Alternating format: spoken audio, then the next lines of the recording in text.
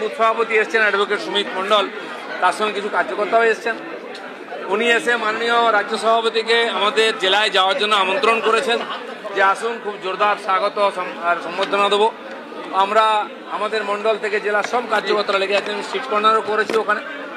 সেদিন শ্যামাপ্রসাদ জয়ন্তী 6 তারিখে খড়গপুরের মাননীয় শ্যামাপ্রসাদজির মূর্তি স্থাপনা করেছি আমরা। তো লেগে আছেন কর্মীরা। মাননীয় রাজ্য সভাপতি যখন জেলা সফর শুরু করবেন, আমরা চাইবো মেদিনীপুরে প্রথমবার আসুন, সেখানে সমস্ত কর্মীরা তাকে সম্মান জানাবে। আজকে কি কথা হলো শ্রমিকদের সঙ্গে?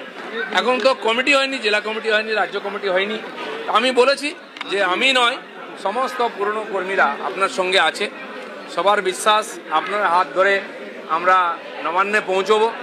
আর আপনি যা আদেশ করবেন, সব কর্মীরা, দিলীপ ঘোষ ও পার্টির একজন সাধারণ কর্মী, আপনার নেতৃত্বে আমরা লড়াই করতে রাজি আছি। রাজনীতিতে ধারণা তৈরি করা, এজেন্ডা চালানো, এটা একটা বড় অস্ত্র। পশ্চিমবাংলার রাজনীতিতেও চলছে, কিন্তু আমার মনে হয় ভারতীয় জনতা পার্টির কর্মীরা যাদের মনের মধ্যে একটু এরকম দোলচলা এসেছিল, এটা আশঙ্কার মেঘ ছিল, সেটা কেটে যাবে এবং তারা একসঙ্গে মিলিত হয়ে লড়াই করে পশ্চিমবাংলায় পরিবর্তন করবে। আমি একটা কথা বলি, আমি যেটা শুনেছি মাননীয় রাজ্য সভাপতি বলেছেন দিলীপ ঘোষ ছেলেবেল নয়।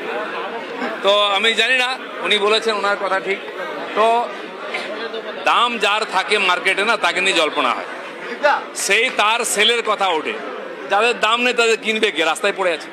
দিলীপ ঘোষের দাম আছে, দিলীপ ঘোষের দাম থাকবে, কারণ দিলীপ ঘোষের মধ্যে কোনো ভেজাল নেই।